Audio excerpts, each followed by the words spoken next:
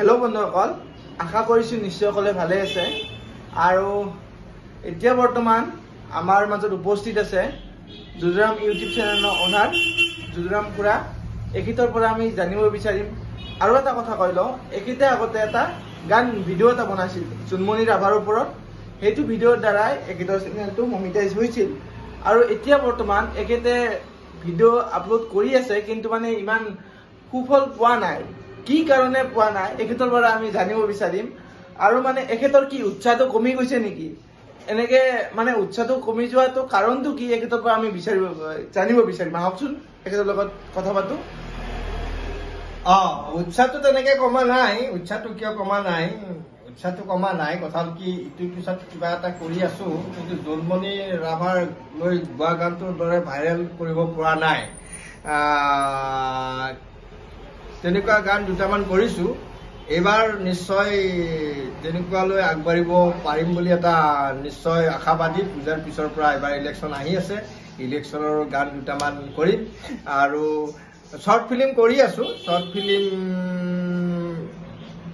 আচল কথা হ'ল কি, আমাৰ ষ্টাফ অলপ খেলি মেলি, গতিকে ষ্টাফটো এইবাৰ পৰাপক্ষত কিবা এটা ধুনীয়াকৈ গঠন হ'ব।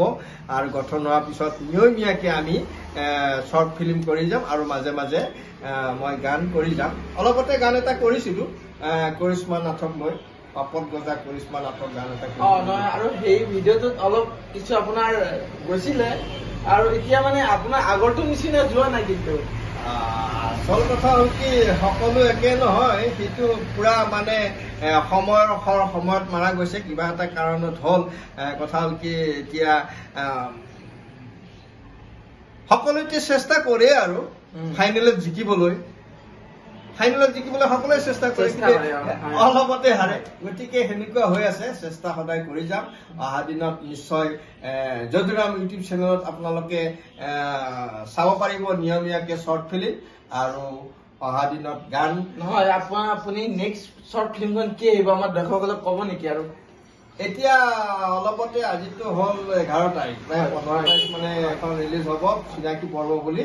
আমি এবাৰ কৰিছিলো, যাৰ হওক অলপমান ইউটিউব চেনেলৰ বহুত নীতি নিয়ম, মানে বহুত এখন দুখন চেকনি নহয়, বহুত চেকনি। এতিয়াহে লাহে লাহে বুজি পাইছো। গতিকে তাৰ মাজেদি আমি কৰি পেলাই আগবাঢ়ি যাব পাৰিব লাগিব।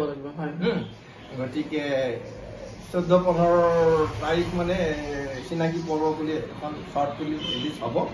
আৰু তাৰপিছত নহয়, আপুনি যি 14-15 তাৰিখে চিনাকি পৰ্ব নামৰ শ্বৰ্ট ফিল্মখন কৰিব, সেই শ্বৰ্ট ফিল্মখনত অলপ উদ্দেশ্য ব্যাখ্যা কৰি দিব নেকি? অলপ উদ্দেশ্য ব্যাখ্যা মানে শ্বৰ্ট ফিল্মৰ চিনাকি পৰ্ব, মেইন কাহিনীটো হ'ল কি, আমি চিনাকি পৰ্ব, আমি পৰিয়ালৰ ভিতৰত, যেনেকে মোৰ ল'ৰা, মোৰ শালপতি, মোৰ মামা, আমি গোটেইবিলাক পৰিয়াল। গতিকে মামাৰ ল'ৰাটো আৰু মোৰ শালপতিৰ ছোৱালীটো ভাই ভনীয়ে হয়। গতিকে চিনাকি অজানিত চিনাকি নহলে সিহঁতৰ ভিতৰত প্ৰেম হৈ যাব পাৰে। সিহঁতৰ ভিতৰত প্ৰেম হৈ যাব পাৰে, বা সেনেকুৱা ঘটনা হৈও আছে। গতিকে চিনাকিটো আমাৰ দৰকাৰ। আপোনাৰ শ্বৰ্ট ফিল্মখনৰ উদ্দেশ্য এটাই যে চিনাকি হওক, চিনাকি মানুহৰ মাজত, পৰিয়ালৰ মাজত চিনাকি এটা থাকিব লাগে। জৰুৰ। ক'ব গ'লে এটা লিংক থাকিব লাগে। গতিকে সেনেকুৱা সেইটোৱে হ'ল চিনাকি পৰ্ব। এখেতে আমাৰ ধুনীয়াকৈ বৰ্ণনা কৰিলে, এখেতক বহুত বহুত ধন্যবাদ দিছো। আপোনালোকৰ ভিডিঅ'টো চাই কেনে পালে আপোনাক সবিশেষ জনাব। ইয়াৰে পৰা মই হৰজিত আপোনালোকৰ মাজৰ পৰা বিদায় লৈছো।